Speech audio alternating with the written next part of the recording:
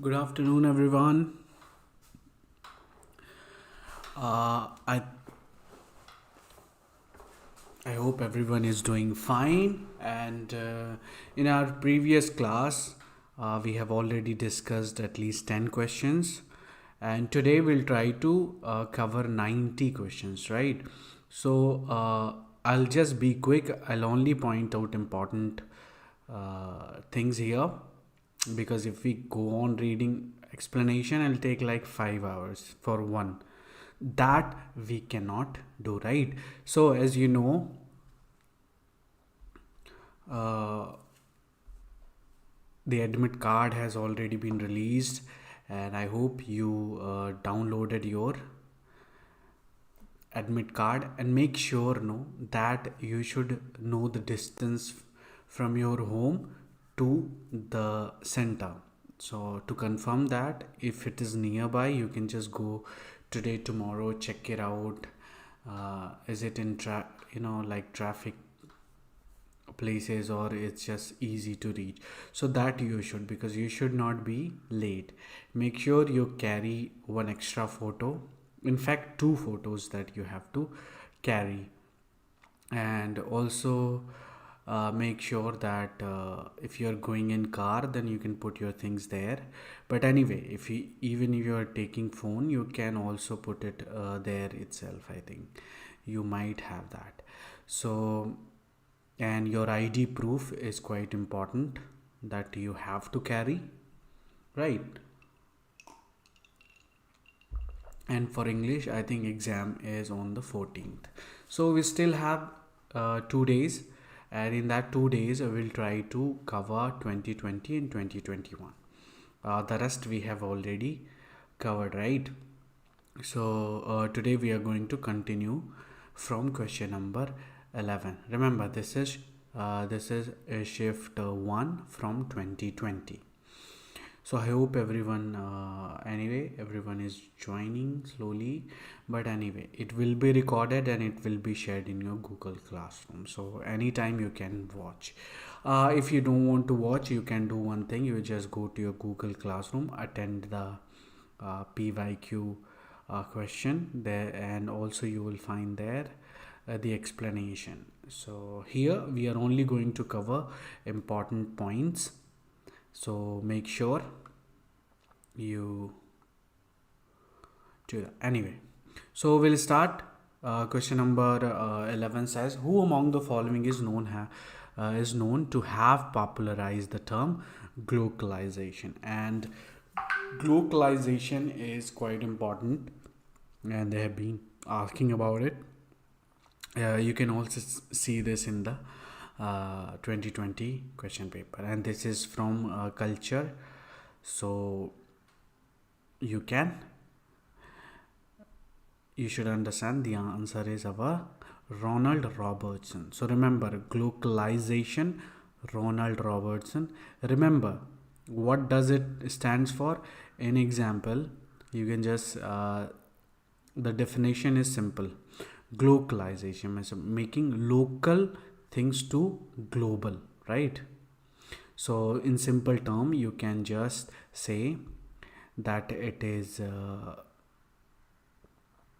the term.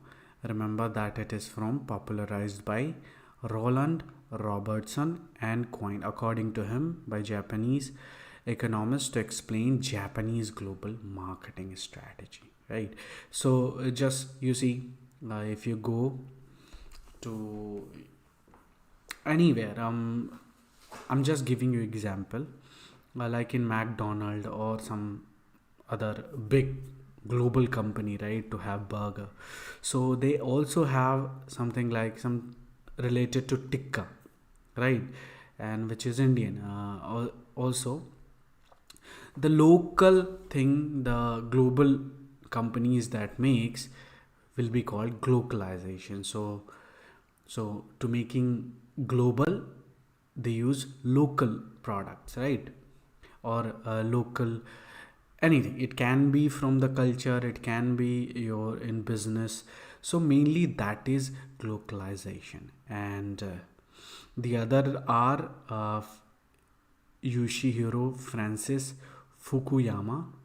Fukuyama, as we know, is American political scientist. We'll only go for the answers, right? Because we won't have time to explain. We'll just move about who are important. Anyway, you just remember the name Francis Fukuyama, who's American political scientist, and he's known for what? The End of the History and The Last Man, which was published in 1992. Great. And again, another is Richard Urey. Richard Urey, we know for organized capitalism. Remember that. And this, he's very important, and they have asked about it as well, and we'll get one question from that also. So in second shift, so be there and you'll understand why this Uri is important. Anyway, question number 12: who among the following coined the dictum, the medium is the message? And it was Marshall McLuhan. Remember the name? Marshall McLuhan.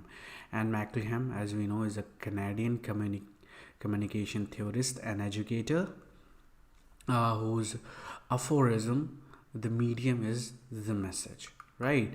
And the other, as you know, Fisk is known for what? He popularized European evolution theory in United States, and theory of Charles Darwin to aspect philosophy. Raymond Williams, on the other hand, is, as we know, Welsh socialist writer, academic, novelist, another, and he is known as New Left and in a wider culture.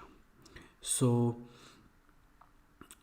and he has examined aesthetic, bourgeoisie, culture, hegemony, ism, organic, romantic, status, violence, and work, right? So this is important. Which among the following wrote Mazeppa? Mazeppa, as we know, it must be easy for you. It's Lord Byron, and it is related to in Greek, right? So, as we know that Lord Byron is associated with Greece. So, mostly not only this, if they ask related to Greece or something, and if the options are there, and if Lord Byron is there, you should opt for it, right?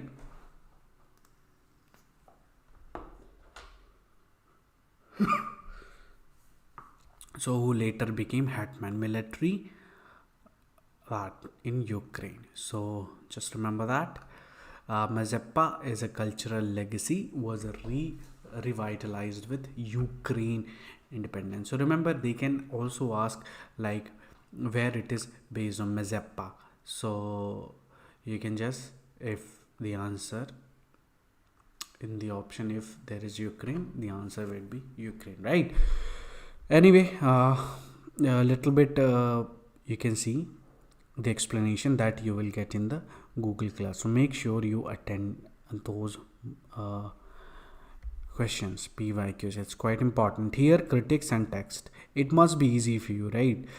We know A Defense of Rhyme is by Samuel Daniel, right? Of dramatic poesy they're talking about Dryden. Horace, Arc Poetica, Ben Jonson, Timber Discovery. Oh, quite easy, right?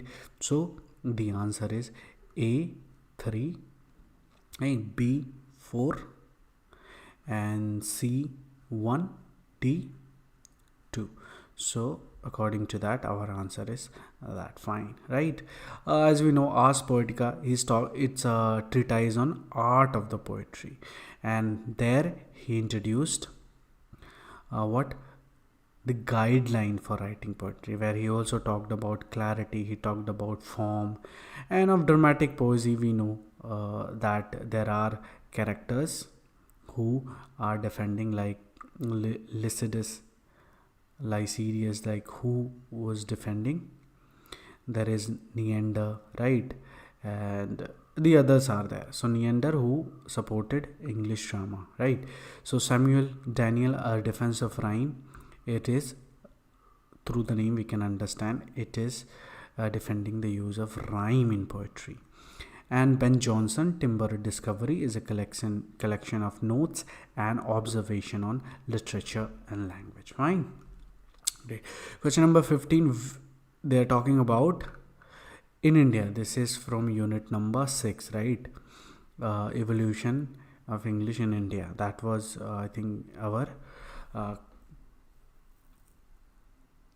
what in syllabus is there, unit number 6. So as we know, English as possible in the country which resembled England in nothing, as recorded by Sir Thomas Munro, and the answer is our Lord Cornwallis.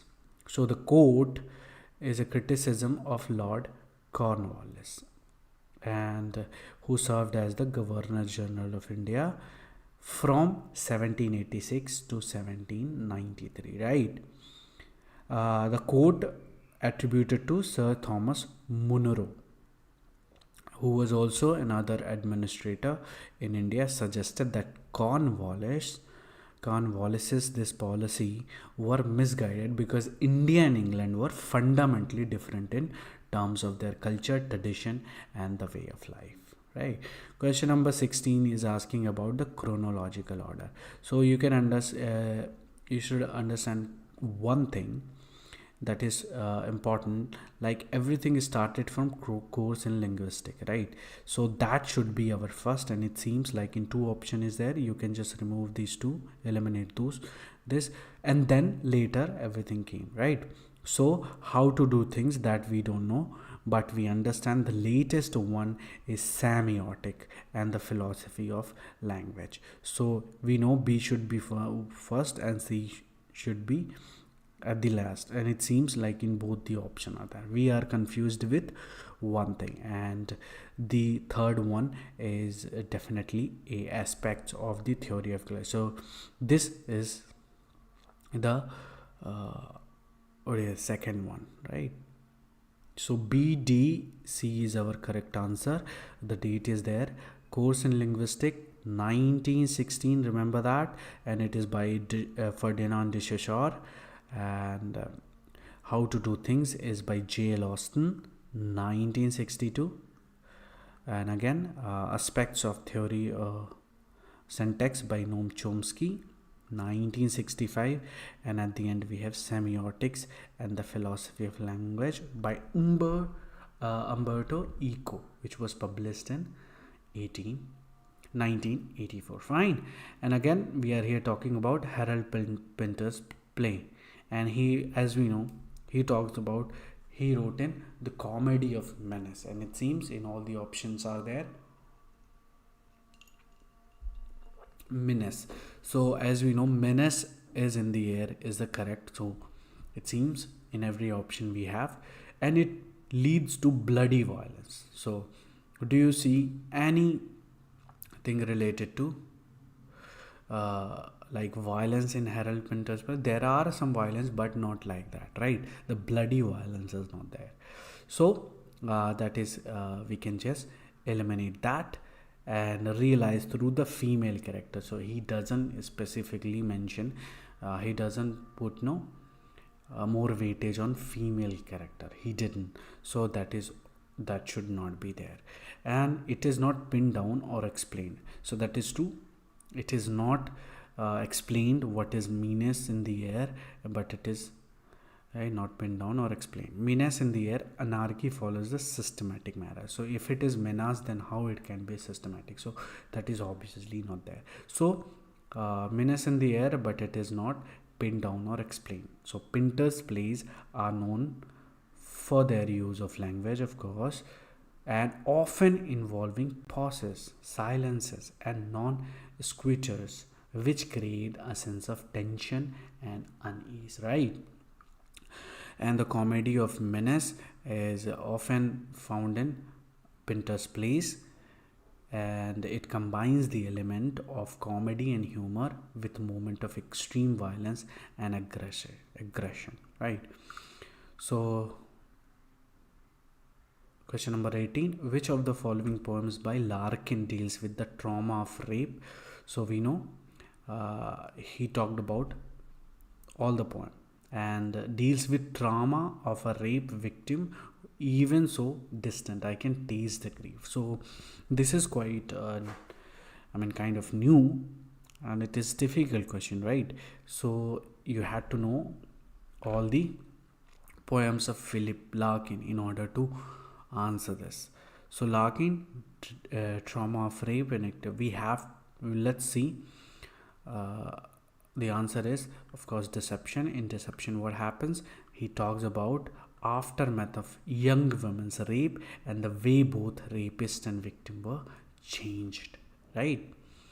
And faith healing is about where Larkin described the precision of women who pray with a faith healer and are then subjected to new torment and emotions. Right. Sad step is which was published in 1968, and it is by Philip Larkin. And the poem analyzed what and explored the poet's awareness of middle age. On the other hand, Wide Oats, it tells that Larkin's own emotional struggle to maintain relationship with his fiancée in love with other women. Fine. Question number 19, we have to match. So as we know, it should be easy for you. If you know any one of these, you can answer, but it seems all of them are easy, so you will know all of it, right? So as we know, Jonathan Swift wrote, right, Modest Proposal, easy. George Orwell wrote Why I Write, easy. Michel de Montaigne wrote what? On the artificial on the cannibals. Quite important, like very important it is.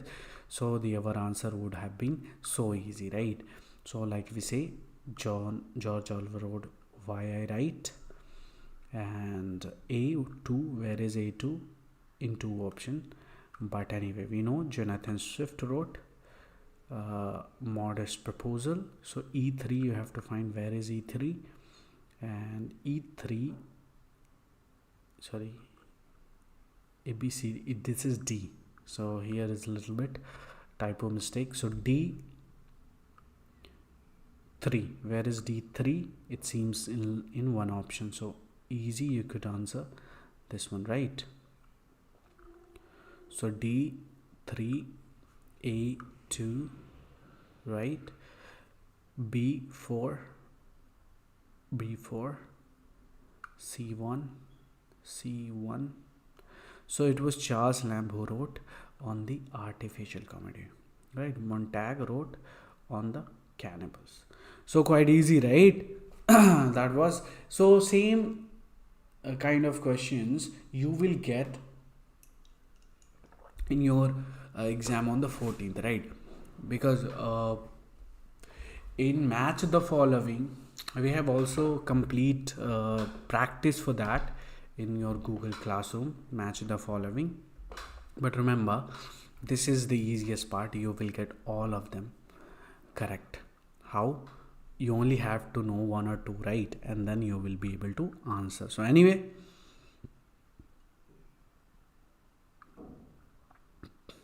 again, it is from Unit 5.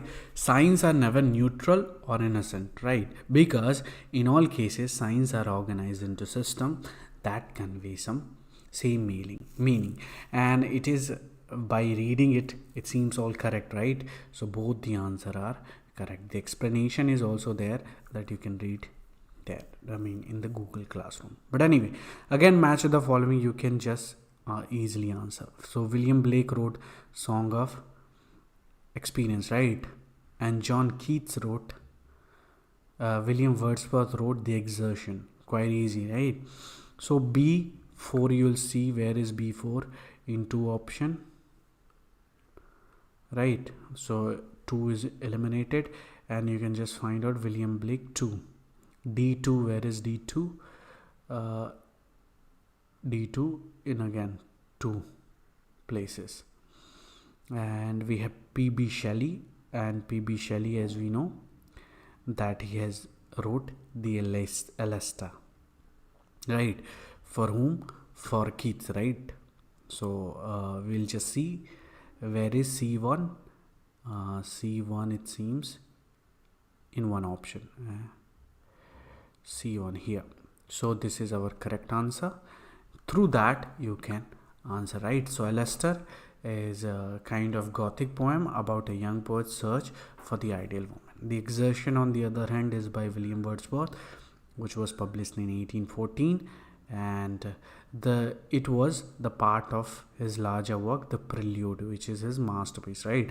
Songs of Experience, as we know, by William Blake, published in 1794, and it is talking about darker side of human experience.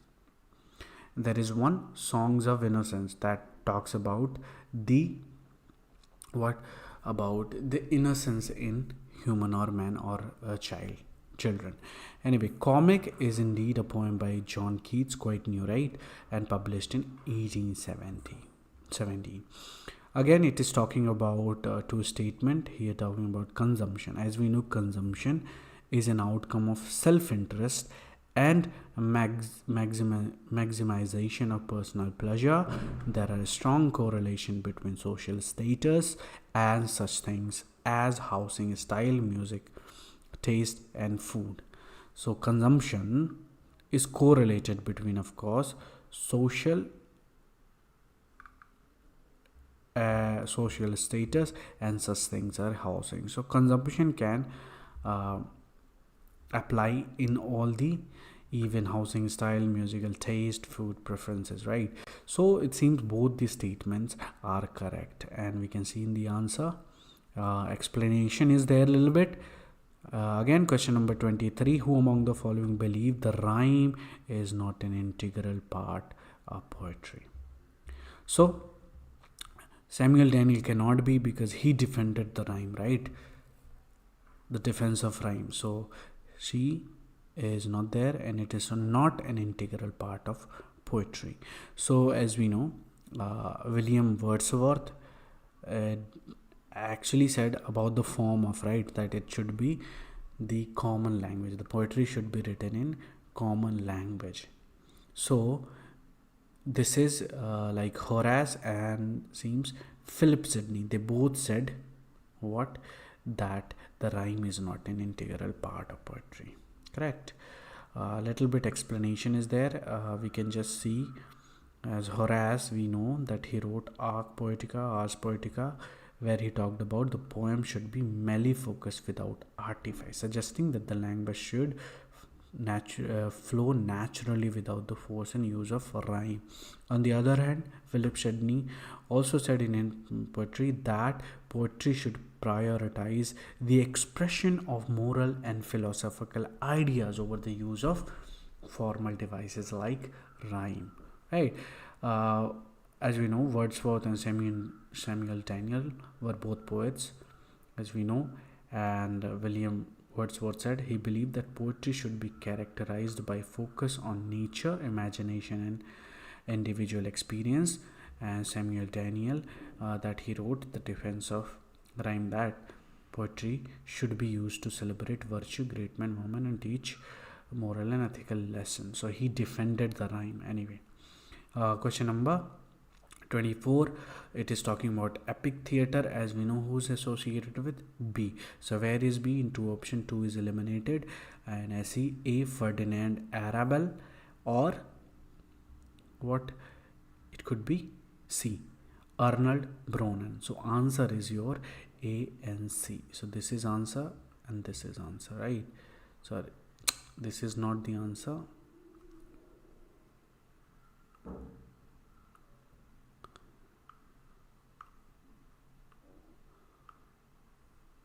Our answer is B.C. Burton, Brecht, and Arnold Bronen. So this is our answer, and as we know, both are considered to be the practitioner of epic theater. Epic theater is something not to create a sense of realism or to transport the audience into fictional world, but rather to create a critical distance between the audience and the action on stage. So anyway, again, Fernando Arrabal and James Saunders are both important figure in world of theater, although are not somehow different reasons. So question number 25, we are chronological order. So stream of conscious, practical criticism, and defamiliarization. So as we know, hearsay of paragraph is by Klantbrook, right? But it is not here stream of conscious which came first. So and then we have defamiliarization, which is Russian formalism, and then we had what, practical criticism, and at the end the hearsay of paragraph, right? Stream of conscious, early 20th century, defamiliarization again 20th century, practical criticism in 20s, and of course hearsay of course in 20s, but the correct order is this. Anyway, as we know, defamiliarization is making things strange, right? So Australian, so in Russian it is a concept emerged in 20th century with Russian formalist movement, and the author include, so the critic are Vladimir Mayakovsky and Victor Slovatsky. Practical criticism we know is by I. Richards, and 1920s here paraphrase is Klantbrook, right? Question number 26 again is in your screen. Tell me if you know the answer.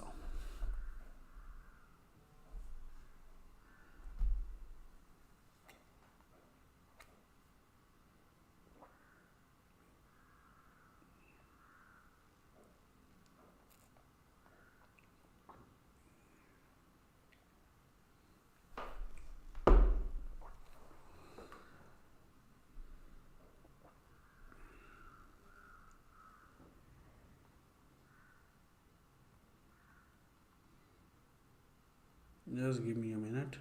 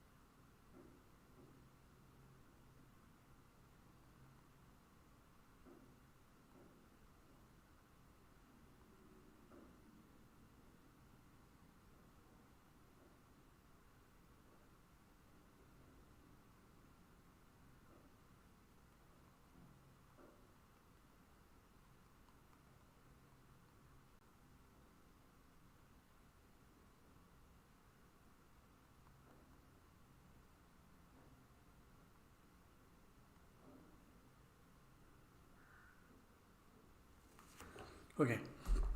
So anyway, question number 26 says Walter Pater. As we know, Walter Pater is associated with aestheticism, right? And also about great art, example of great art in his essay style. So, two following works. It is asking about two following works, whatever is there, does regard as an example of great art. So, as you remember, last time we talked about in Victorian criticism, right? And we talked about Walter Pater, who he has given example as great art, and of course, the Chaucer was not there. So, even though here it is not there, and he talked about the divine comedy, that is was the great art, and the second is La Miserable. So these two are, according to Walter Pater, is the as the example of great art. So he also gave example of Divine Comedy, Paradise Lost. So they can ask this in the next exam, right? So La Miserable is the English Bible. So all these four works you should remember. Again, it is the match the following. You will be able to answer. So if you know any one of these, you would be able to answer. So as we know, Ferdinand de Saussure, like linguistic, right? So linguistic science, and there is another Edward Shapier. We talked about Wolf. There is one a Worf hypothesis something, and he talked about the linguistic relativity. So even if you know two, you might be able to answer. So let's see. C2 is where C2 is in the all the option. So of course, one we can eliminate this, and the other is what, linguistic relativity. So adverse sapia, B3 is where B3 is in two option. So B3 is in two option. So A, this is our correct answer. We can understand Paul Grice, as we know that he talked about what he talked about, the cooperative principle, Paul Grice, and that is our answer. Sorry for the disturbance. Anyway, little bit, as we know, adverse sapia is Sapir-Whorf hypothesis, so important, and it is related to linguistic relativity. So Ferdinand de Saussure, as we know, linguistic sign, and Nancy Dorian is what talked about language death. All are important, really. Again, another is talking about the English male coach, right? Before that, what was the topic? I mean, what was the initial title, right? The titles of the sections. So all the titles it is talking about. How many sections we had? The answer is B and C, the vision of sudden death and the glory of motion. So not only that, we have other, it is divided into three sections. Remember that. First is the glory of motion, second is the vision of sudden death, and the dream figure founded on the preceding theme of sudden death. Fine. Question number 29, it is talking about the Orientalists in India, British India, were not sympathetic toward India's ancient learning. Is it true? William Jones thought that imagination, and again ratiocination or philosophy or Indians were by no means inferior to European. So the second is true, but one is not true, because Orientalists actually they were sympathetic toward India's ancient learning. That's why they learned, right? So anyway, so this is all about question number 30. Again, two statements. Again, talking about research methods, as we know, are a range of tools that are used for different types of inquiry. That is true, definitely, because the answer says the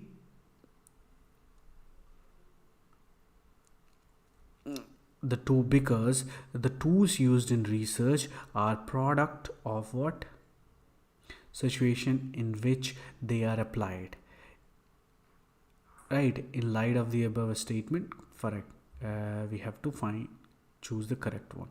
So as we know, both are true, but R is not the correct explanation, because they are, if you add because, the tools used in research are products to the situation in which they are applied. So both are true, but it is not the correct explanation, right? Reason does not provide correct explanation of assertion. A research method are indeed a range of tools used for different types of inquiry, but the tools used in research are not necessary product of the situation in which they are applied. And question number 31 is in your screen. I'll use pen and pencil. That is, just give me a minute.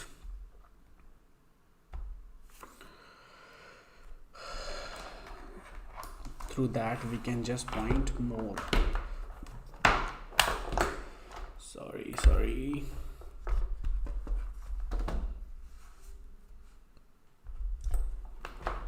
I need to plug in.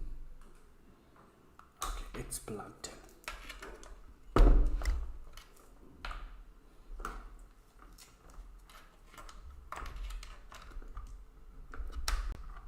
Great, it's done.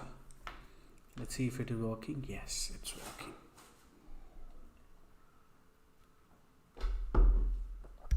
So again, it is about match the following.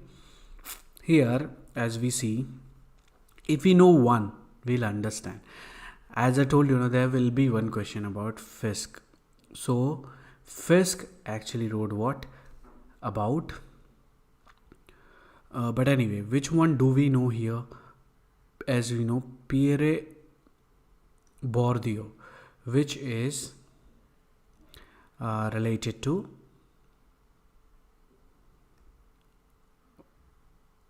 popular culture, as we know. But here it says the distinction.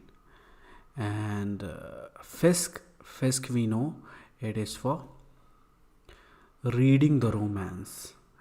Sorry, understanding popular culture. We'll just see through the explanation, then we'll understand here.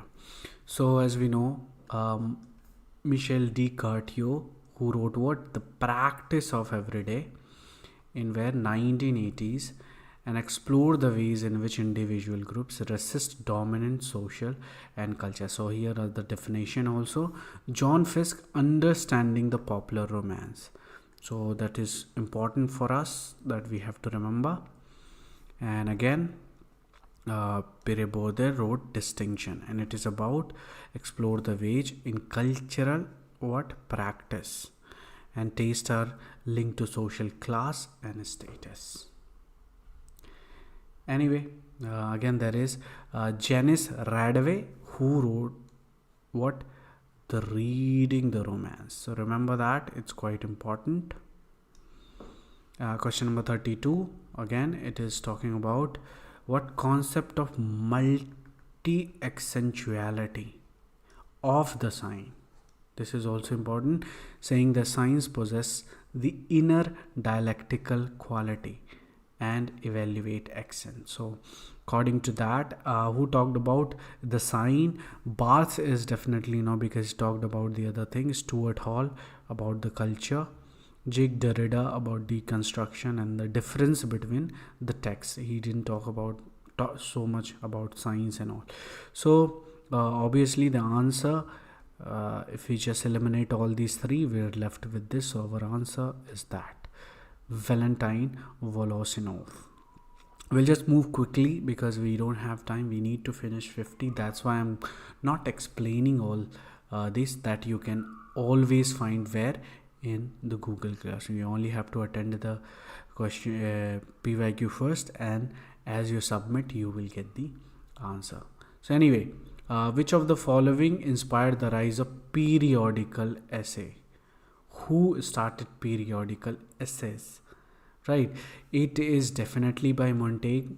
Because of that we are all having the essays, and Francis Bacon in English.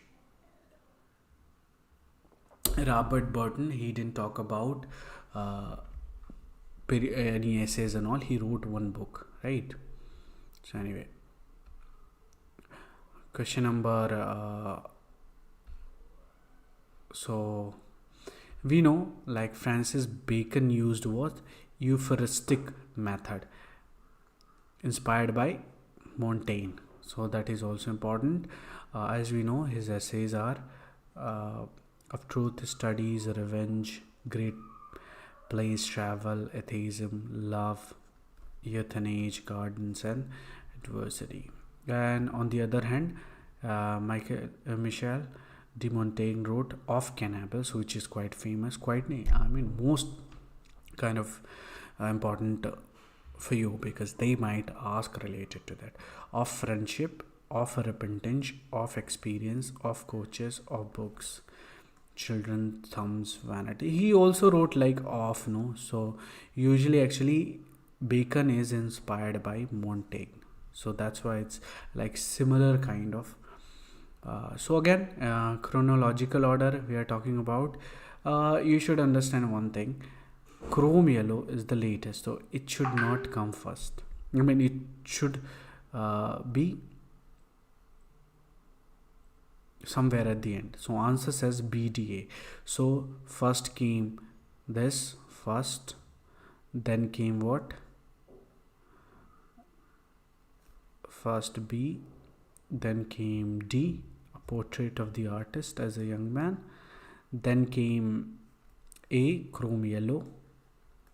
and then came C, Mrs. Dalloway, right? So anyway, this is C. So this is our answer here, B, C, D. We can just see the example. Sons and Lovers by D.H. Lawrence, and you know the important character Paul Morrell. It is a story about his relationship with his mother and also girlfriends. Right, and Portrait of the Artist of Young Man, we know it is about Stephen Daedalus, and it is written by James Joyce, published, remember the date, 1916. And Stephen Daedalus is a young man from Dublin, right? And who was struggling to find his place in the world. So the novel explored the relationship of Stephens with his family and his Catholic faith. Chrome Yellow, on the other hand, is by Aldous Huxley, which was published in year 21, and it depicts the life of the character. Remember the character Dennis Stone. Mrs. Dalloway, on the other hand, by Virginia Woolf, was published in 1925. It is talking about the character Clarissa, who is from high society woman. And question number 35 is talking about Hamlet's utterance, to be or not to be, as we know, is what he's inferring. So he's usually inferring about the between life and death, of course, I guess, and between affirming and confirmation, between action and emotion. So that should be our answer. Let's see what is there. A and D. So A, between life and death, of course. He is also talking about doing and from not doing. So through that we can understand. Action and inaction. This is wrong. Here should be inaction. That's why I got a little bit confused. So that you should also remember, right? So if it was action in action, then it was correct. But we got to know one more thing, right? So anyway, to be or not to be is a life and death, an action and an action, not the what is their emotion. So it is already there. The explanation is there about it. And question number 36 is talking about T.S. Eliot's contrast with Dryden, Milton in the metaphysical poem. So, who among the following are two great masters of French language? He's talking about French language that T.S. Eliot contrast with Dryden and Milton in his essay called Metaphysical Poets, right? So it seems the answer is B, Jean Racine, and he's French, of course, and C, Charles Baudelaire, who was symbolist, right? Who started symbolism. He was symbolist. And how he started? With Fleur de something is there. Anyway, so this is about T.S. Eliot, and here is the quote. So through you will understand what he said. He said the greatest of them was Racine and Baudelaire have much closer affinity with the metaphysical poets than has Dryden and Milton. So that was the quote here. You can read it in Google Classroom, of course. The good thing is our app is also coming, so everything will be in detail and every question will be in video also. So through that you will also have like Instagram stories and all, right? So it will be in the app and it's going to be awesome. Anyway, I'm so excited about it. I hope you will like it, and the launch date of the app is 25th June. So be there in the launching. We'll have a special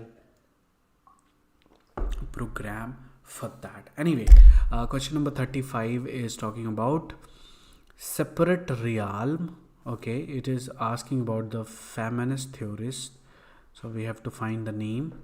Female realm of experience captured in writing. So of course this is talking about gynocriticism, right? through that we can understand. If it is talking about female perspective, we can just understand that it is from gynocriticism. So who started gynocriticism? Feminist theorists posit a separate realm of female experience captured in a style of poetry, right? So the answer is says B and E. This one, Helen Sixel, who also talked about that white ink and other things, right? So both are French. So was he talking about French? No. So both of them written extensively on the importance of separate female experience and literature. They argue that patriarchal language writing have dominated Western culture. And in her essay, as we know, the laugh of Medusa is quite important, quite the most important kind of question that you should know about it. So that women must write their own stories, of course, and develop their own language, that is known as acreture feminism. It's very important term that you should know. Ellen Walter is also coined the term gynocritic in her influence work, A Literature of Their Own, a use for female-centered approach. Her notable work toward a feminist poetics and the female malady. On the other hand, Luce Irigwe, who actually Lucy kind of Irigere, who talks about sexual differences. Her book is Speculum of the Other Woman.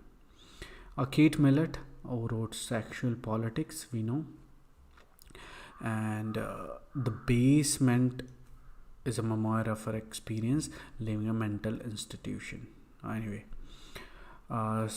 Simone de Beauvoir, we know, she wrote The Second Sex, and of course Ethics of Ambiguity in the Coming of the Age. Helen Sixous wrote The Laugh of Medusa,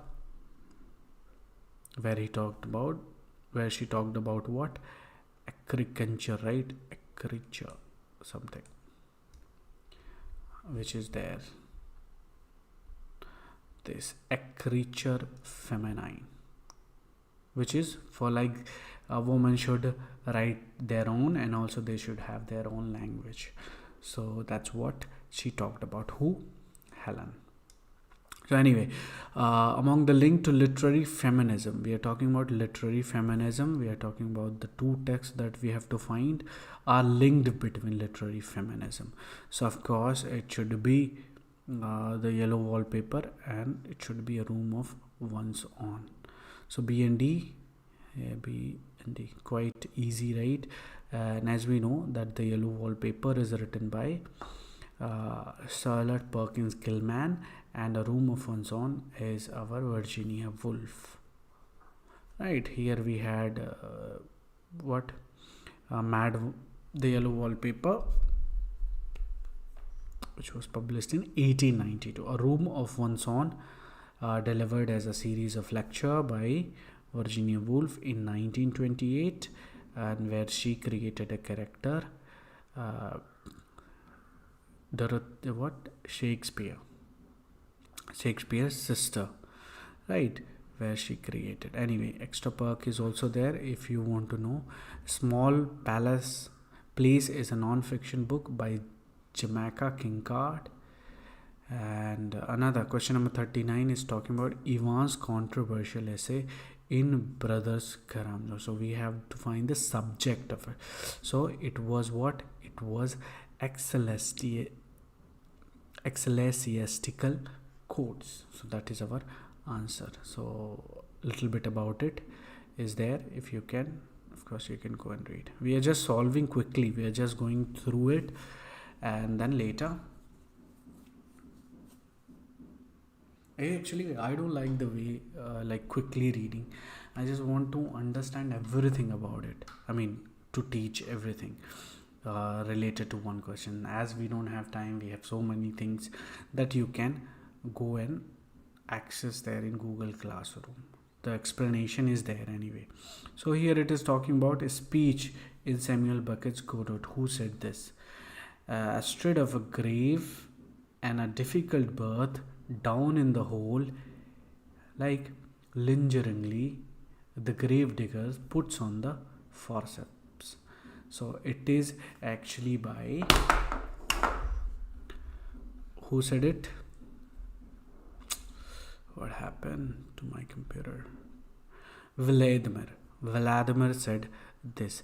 So because of that, what does it mean? It suggests the precariousness of human existence as we are born into a world that is already heading toward our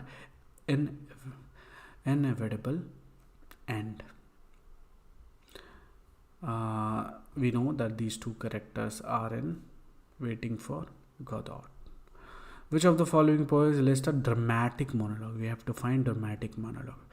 So Ulysses, through, it's like easy, right? You can understand. And of course, it should be Medusa. So answer is saying A and C, Medusa. That is correct. Easy, right? This question they have been repeating for quite some time now. You all know about it. Question number, we have to find the chronological order. So as we know, the country wife, you remember the character, main character, what was his name? Honor, right? Honor. That was in Country Wife. So, and then All for Love is by Dryden. So must be after. This is our Jacobean, right?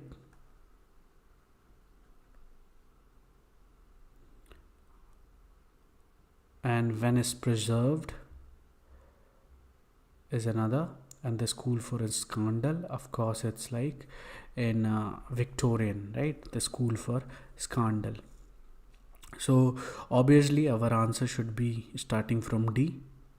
So it seems only this one is there. Is it correct? Yes, it is correct. Then we have All for Love, and then we have Venice Preserved, and at the end we have The School for a Scandal, right? It was quite easy to answer. Anyway, the dates is there. The Country Wife 1675 and All for Love 1677.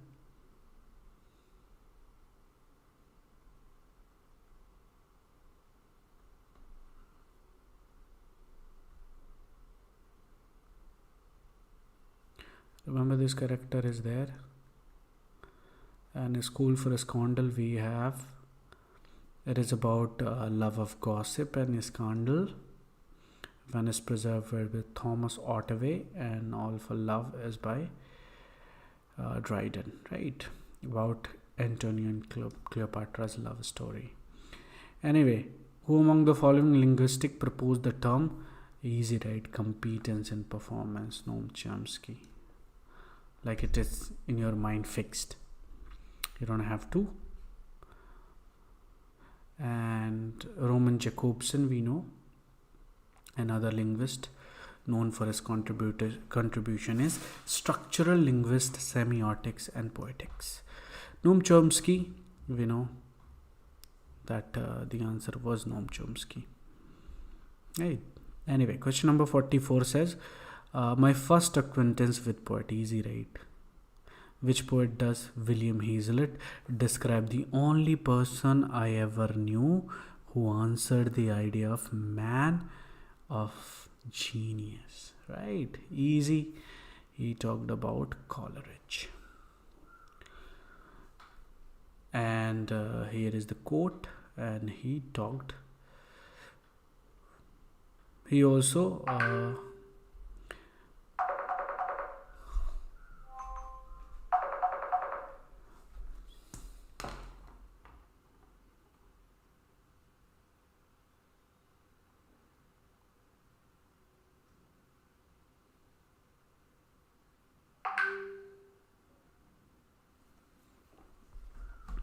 Anyway, question number 45 is in your screen. Tell me which of the following novels, 999 lines poem forward followed by contemporary. It is easy, right? It is just pale fire. Answer is Pale Fire. Pale Fire is a novel by, we know, Vladimir Nabokov, published in 1960. There was character name, fictional poet name, John Sage, who has written 999 lines, a poem of 999 lines written by John Shade. And who was the other character? Sage's neighbor, academic colleague, Charles Kimbot. Remember that this name is important, and that question I have already seen in like 4 or 5 times in net. Anyway, Ragtime is by E.L. Doctorov. There was character, they are represented as what? Father, mother, mother's younger brother, and grandfather. The little boy, father, mother's younger son. So that kind of name is mentioned. So in that case, it becomes important question, right? It becomes an important question. Anyway, we are talking about what game do character play in Act 2 Harold Pinter the Birthday Party. It's quite easy. It is not game of chess, okay? It is not the game of cards. It is not the musical art. We are left with blind man's buff. Easy, right? Question number, Hari wrote a poem on a mountain, okay? On the mountain. Which two of the following are admissible statement above the? Hari wrote a poem on the mountains. So the sentence is example of lexical. It can be, because on the mountain, it can be the subject, remember? And it can also be, or he's on the mountain and then wrote a poem, right? That can be also there, right? He's on the mountain, right? Anyway, whatever I read. So what I was saying, that it can be, not the lexical. What do you think? It should be C. Sentence involve two deep structure, right? And involve two surface structure. So answer is not B and C. Example of a structural ambiguity is there, and the other one is D. B and D, right? B, this is, and this is our, sorry, B and C is the correct. The sentence is two deep structure and ambiguity. This two is our answer. Anyway, question number, speech rhythm of Adam and Eve's marital quarrel. Which book? Is it book 9? Of course, it's book 9. Answer is there. Anyway, Paradise Lost.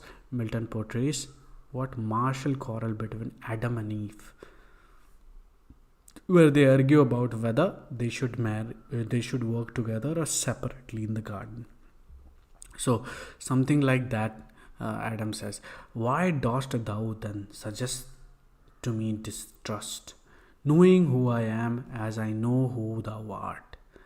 The rhythm is slow and measured, reflecting his controlled anger, in contrast when Eve says something like that, "But let us once be true to one another." Anyway, a little bit full summary in one line it is there. In book 1, what happens? Satan rebellion start, right? And he was banished from heaven, and he was ended up in hell, right? Satan's council in book 2 happens, and then God omniscience creation of universe. Then Satan goes and tempts Eve. Raphael's arrival, Gabriel's warning, Raphael's story of creation. In book C is war in heaven. Satan again seduces Eve, and Raphael's teaching on universe, again the creation. Book 8, Adam's request to Raphael for more knowledge. And 9, what happened eventually? temptation and fall of man. Book 10, God passes sentence, Adam and Eve penance. And 11, Michael's vision of future event, and Michael shows that Adam and Eve vision of future, right? Question number 49, paralanguage. So if it comes paralanguage, it means it is the ways in which people show what they mean other than by words they use. A little bit more introduction. Again, it is about the, so as we know, bricolage is by Claude Levi-Strauss. We'll just then chrono, again we have, what happens, and we have like the second one, you know, chronotype. It is about Bakhtin. C, we know it is by Levi-Strauss, and biopower is by Michel Foucault. Super reader is by Michael Raffaele. So super reader means what? The act of reading involves more than just recognizing words on page. Biopower is by Michel Foucault. Bricolage is by Claude Levi-Strauss, and he has taken this to explain. Bricolage means engineering. Just one word you should understand. Is there creativity related to chronotype is Mikhail Bakhtin. Question number 51, arrange the following chronological order.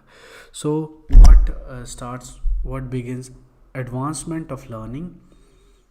Of course, the origin of a species always, it is after advancement of learning. On the heroes and learning, it is by Carlyle, right? So what, Bacon came first, right? And then we have Carlyle. Then origin of a species can be Darwin, and the lives of poet is by Samuel Johnson, right? So it is before, so it must be here. So anyway, starting with, it would be first, we know, advancement of learning. Then we have D, the lives of poem by Samuel Johnson, right? Then we have Carlyle, which is on heroes and hero worship, and at the end we have the origin of species with Darwin, which was published in, remember the date, it was published in 1859. And this on the heroes 1841, the lives of the poet 1779, and this advancement of learning 1605. Anyway, again, mythological Faustus is compared to what? Icarus, right? It should have been easy. Summary is also there, you can just read it later.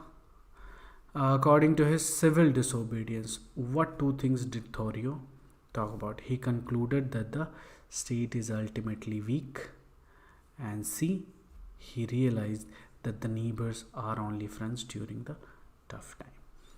So anyway, everything is there. I'm just going through this. Just go and access it. That will be better, I think, because at the end you don't have time to sit and watch video. And I also feel like, because we need to focus more on this, right? So through reading you can grasp more about it, you can read more about these things.